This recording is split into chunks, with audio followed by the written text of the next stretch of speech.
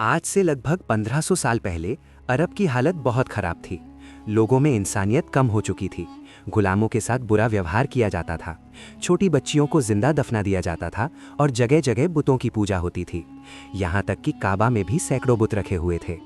उसी समय कुछ यहूदी विद्वानों को अपनी किताबों से पता था कि जल्द ही एक नबी आने वाले हैं जो दुनिया में इंसाफ और सच्चाई का संदेश देंगे। फिर 570 ईस्वी में मक्का शहर में हज़रत मोहम्मद सल्लल्लाहु अलैहि वसल्लम का जन्म हुआ। कहा जाता है कि उस दिन कई अजीब घटनाएं भी हुईं।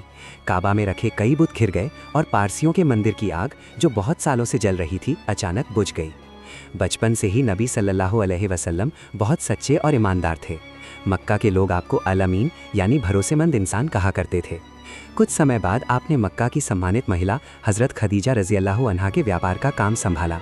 आपकी ईमानदारी और अच्छे व्यवहार से प्रभावित होकर हज़रत खदीजा रज़ी अल्लाह अन्हा ने आपसे निकाह का प्रस्ताव भेजा।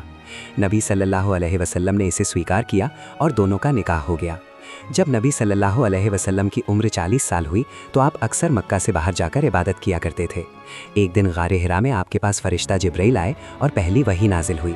यहीं से नबूवत की शुरुआत हुई। सबसे पहले हज़रत खदीजा रज़ी अल्लाह अन्हा और हज़रत अली रज़ी अल्लाह अन्हु इस्लाम पर ईमान लाए, लेकिन मक्का के बहुत से लोग इस संदेश के खिलाफ हो गए।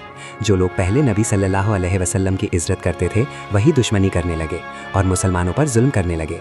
इस मुश्किल दौर में नबी सल्लल्लाहु अलैहि वसल्लम के चाचा अबू तालिब और पत्नी हज़रत खदीजा रज़ी अल्लाह अन्हा हमेशा आपके साथ खड़े रहे।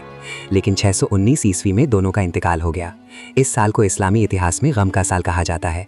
इसके बाद मक्का के लोगों ने नबी सल्लल्लाहु अलैहि वसल्लम को नुकसान पहुंचाने की साजिश की। तब अल्लाह के हुक्म से नबी सल्लल्लाहु अलैहि वसल्लम ने मदीना की तरफ हिजरत करने का फैसला किया।